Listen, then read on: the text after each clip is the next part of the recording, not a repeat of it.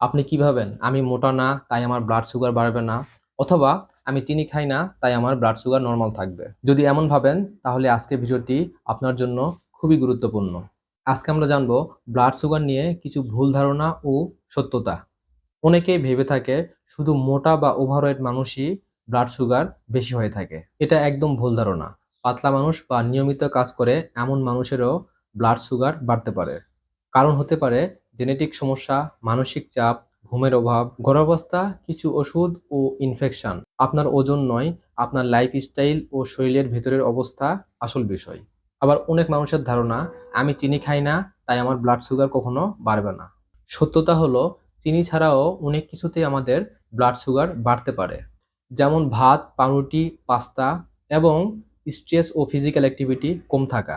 অনেকে চিনি খাওয়া বাদ দিয়ে ভাবেন সব ঠিক, কিন্তু সত্যতা হলো ৩ বেলা ভাত খেলেও ব্লাড সুগার বাড়তে পারে। কিছু মানুষ ভাবে ব্লাড সুগার বাড়লে শরীরের সমস্যা বুঝতে পারবো। সত্যতা হলো সবচেয়ে ভয়ঙ্কর ভুল ধারণা এটা। বছরের পর বছর অনেক মানুষ কিছুই অনুভব করেন না, তবে ভিতরে ভিতরে চোখ, স্নায়ু, কিডনি এবং ধীরে ধীরে ক্ষতিগ্রস্ত হয় হার্ট। তাই ব্লাড সুগারকে বলা হয় সাইলেন্ট কিলার। আবার কিছু মানুষ ভাবে ফল খাওয়া মানেই ব্লাড সুগার বাড়ে, কিন্তু সত্যতা হলো একটা সম্পূর্ণ ফল পরিমিত খেলে সমস্যা হয় না।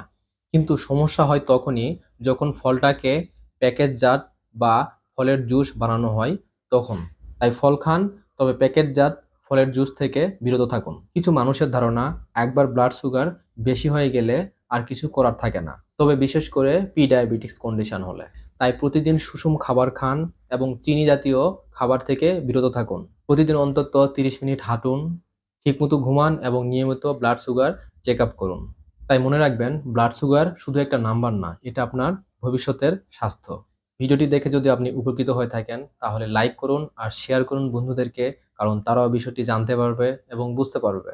এমন আরো সহজ স্বাস্থ্য আলোচনা পেতে চ্যানেলটি সাবস্ক্রাইব করুন, আর যদি পেজ থেকে দেখে থাকেন তাহলে ফলো করুন। আসসালামু আলাইকুম।